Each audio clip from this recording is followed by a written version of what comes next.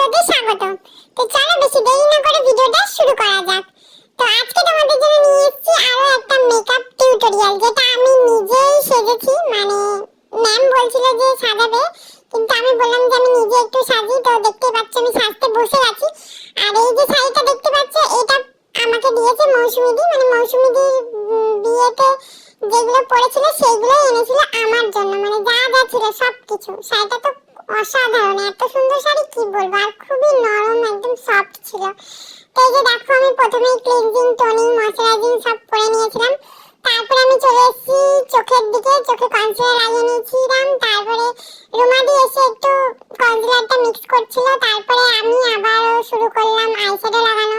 তারপরে যেহেতু আমি আইলাইনার পরতে পারি না ঠিক করে, সেই জন্য আমি আবার মৌসুমী দিকে ডাকলাম আইলাইনারটা পরিয়ে দেওয়ার জন্য।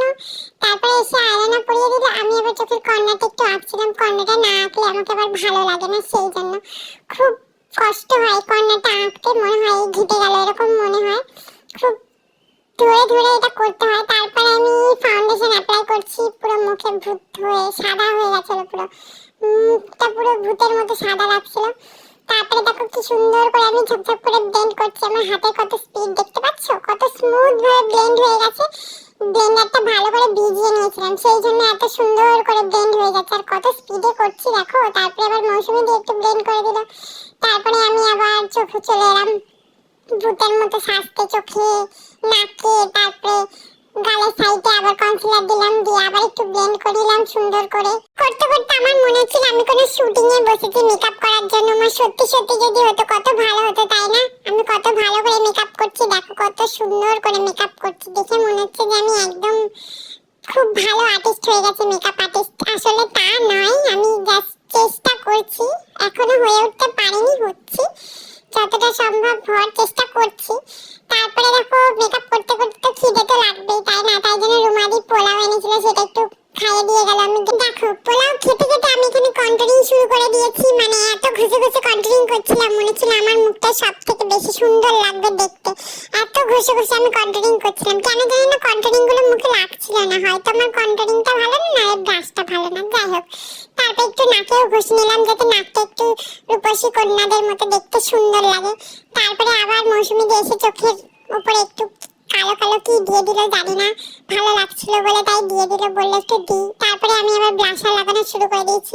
ব্লাশার না হলে তো মেকআপ কমপ্লিটই হবে না। তারপরে আমি আবার রুমাদিকে, মৌসুমী দিকে বললাম যে আমার চুলের স্টাইলটা এরকম এরকম হবে। আমি বলে বলে দিচ্ছিলাম এরকম এরকম হবে। তারপরে ওরা শুরু করে দিল ওদের কাজ, আমার চুলটাকে নিয়ে খেলা করা শুরু করে দিল, টানা হিচড়া করলো, এদিকে ওদিকে কান পুড়ে যাচ্ছে, আমি কানে হাত দিয়ে বসে আছি। তারপরে আমি বললাম এরকম হবে না, তারপরে আরেকটু বেশি করে ধরে রাখতে বললাম। তারপরে চুল কার্লি করতে করতে এখানে আমি কাজল পরাও শুরু করে দিয়েছি, যেহেতু মেকআপটা তো কমপ্লিট করতে হবে, তাই না? দেরি হয়ে যাচ্ছিল সেই জন্য। তারপরে আমি একটু মুখে একটু জল ছিটিয়ে দিলাম, যাতে মেকআপটা সুন্দরভাবে বসে যায়। তারপরে একটা টিপ পরে নিলাম, লিপস্টিক পরে নিলাম। তারপরে এখানে চলে এসেছে আমার কলকা আর্টিস্ট। এটা ম্যাম আমার ভ্রুতে একটু চিরুনি করে দিল, ভ্রুটা যাতে সমান থাকে। তারপরে আইল্যাশ লাগিয়ে দিল। আইল্যাশ পরতে পারি না আমি, সেই জন্য আমার চোখটাই মনে হয় বেঁকা, ওই জন্য আইল্যাশ গুলো বেঁকা হয়ে গেছিল। একটা চোখ ছোট আর একটা বড় লাগছিল, মনে ছিল একটা চোখ নিচের দিকে থাকে আর একটা উপরের দিকে, ভালো লাগছিল না, চোখে বাজছিল। তারপরে আমি আবার একটু হাইলাইটার দিয়ে নিলাম। মেকআপের শেষে হাইলাইটার তো দিতেই হবে না, তাহলে মুখটা চকচক করবে। দূর থেকে মুখ দেখে মনে হবে এটাই তো বউ দাঁড়িয়ে আছে, সেই জন্য আমি একটু হাইলাইটার দিয়ে দিলাম, নাকে একটু ঘষে দিলাম। তারপরে এদিকে আমার কলকা আর্টিস্ট চলে এসেছে। কলকা করতে করতে অনেক হাঁপিয়ে যাচ্ছিল বেচারি, কলকা একটা করে করছে আর হাঁপিয়ে যাচ্ছে করতে করতে। তারপরে যতটুকু সম্ভব ক্লিপ নিয়েছি কলকা। এদিকে আমার চুলটাকে নিয়ে একবার এ টানে একবার ও টানে, এই করতে করতে কলকাও প্রায় কমপ্লিটের দিকে, পুরোটা ক্লিপ নিতে পারেনি। তো দেখতে থাকো, এই যে হচ্ছে আমার গয়না পরানো চলছে এখন, পুরো কমপ্লিট হয়েই গেছে।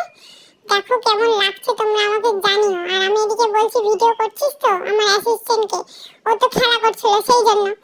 তারপরে ওমা আমার কি লজ্জা, মনে হচ্ছিল আমি সত্যিকারের বউ। দেখে বাবা যখন সাজটা পুরো কমপ্লিট হয়ে গেছে, মনে হচ্ছিল আমি সত্যি রিসেপশনে বসতে যাবো এবার, আমার কি লজ্জা বাবা। তারপর আমি এই যে যাচ্ছি লোকজনকে একটু আমার মুখটা দেখাতে, দেখতে কেমন লাগছে। তারপরে এখানে আমাদের অ্যাসিস্ট্যান্ট এলো, এসে আমাদেরকে বলছে এভাবে হাতটা রাখো, এভাবে হাতটা সোজা করো, যাতে দেখতে সুন্দর লাগে, ফটোগ্রাফাররা বলবে এটাই তো ভালো লাগছে দেখতে, এই জন্য। তারপরে আমি হাসছিলাম, ও হাসছিল, খুব মিষ্টি করে দুজনে দাঁড়িয়েছিলাম। কেমন লাগছে তোমরা কমেন্ট করে জানিও, ভালো লাগলেও জানিও, খারাপ লাগলেও জানিও। তো চলো, যারা যারা চ্যানেলে নতুন একটা করে সাবস্ক্রাইব করে পাশে থাকা বেল আইকনটাও বাজিয়ে দিও, যাতে আমার করা সমস্ত ভিডিও নোটিফিকেশন তোমাদের ফোনে সবার আগে চলে যায়।